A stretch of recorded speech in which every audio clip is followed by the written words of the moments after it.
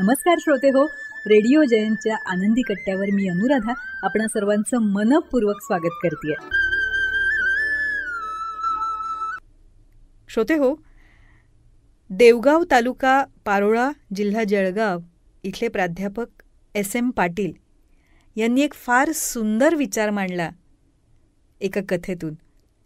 आजच्या आनंदी कट्ट्यावरून ती तुमच्याशी शेअर करते. समुद्र मंथनातून जसं हलाहल विष बाहेर पडलं ना, तशी अनेक रत्न बाहेर पडली आणि त्यातलंच होतं पारिजातक. द्वारकेत सत्यभामेनं कृष्णाकडे हट्ट धरला की मला तो पारिजातक माझ्या अंगणात हवा. किती छान सुवास आहे त्याला, तो पारिजातक माझ्या अंगणातच लावा. कृष्ण हसला. त्यानं समजुतीच्या स्वरात सत्यभामेला सांगितलं, अगं सत्यभामे, पारिजातक हा अमूल्य आहे. त्याचा सुवास जितका मनमोहक तितकं त्याचं बहरणं सोपं नाही आहे. पारिजातक एका जागेवरून दुसऱ्या मातीत हलवला तर रुजत नाही आणि रुजला तर याची फुलं मालकीच्या अंगणात पडत नाहीत. पण स्त्री हट्टापुढे कृष्णाचं काही चालेना. रुक्मिणीनंही तात्काळ ते झाड सत्यभामेच्या अंगणात लावायची अनुमती दिली. इकडे सत्यभामेला खूप आनंद झाला. पारिजातक तिच्या अंगणी लागला, रुजलाही. पण बहर मात्र सगळा रुक्मिणीच्या अंगणात पडायला लागला. आता सत्यभामेला कळून चुकलं. आपण नको तो हट्ट करून बसलो. फुलं तर गेलीच, पण आपण सुखालाही मुकलो आणि पर्यायानं कृष्णपूजेलाही दुरापास्त झालो.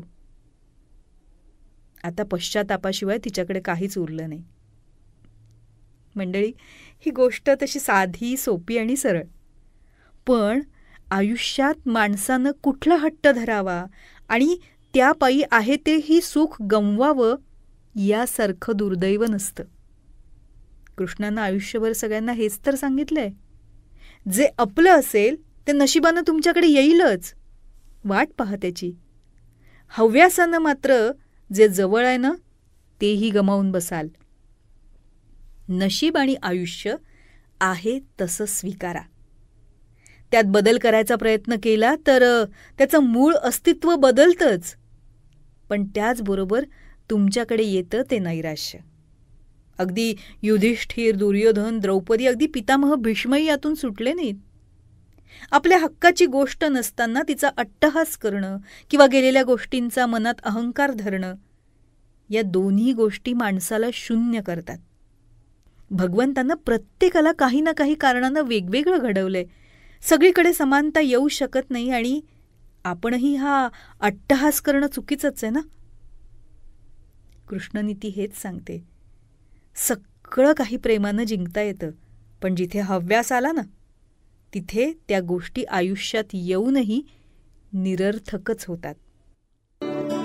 तेव्हा श्रोते हो, हा होता आनंदी कट्ट्यावरचा आजचा सुंदर विचार. तुम्हाला तो कसा वाटला याविषयीची तुमची कमेंट बॉक्समध्ये नक्की लिहा.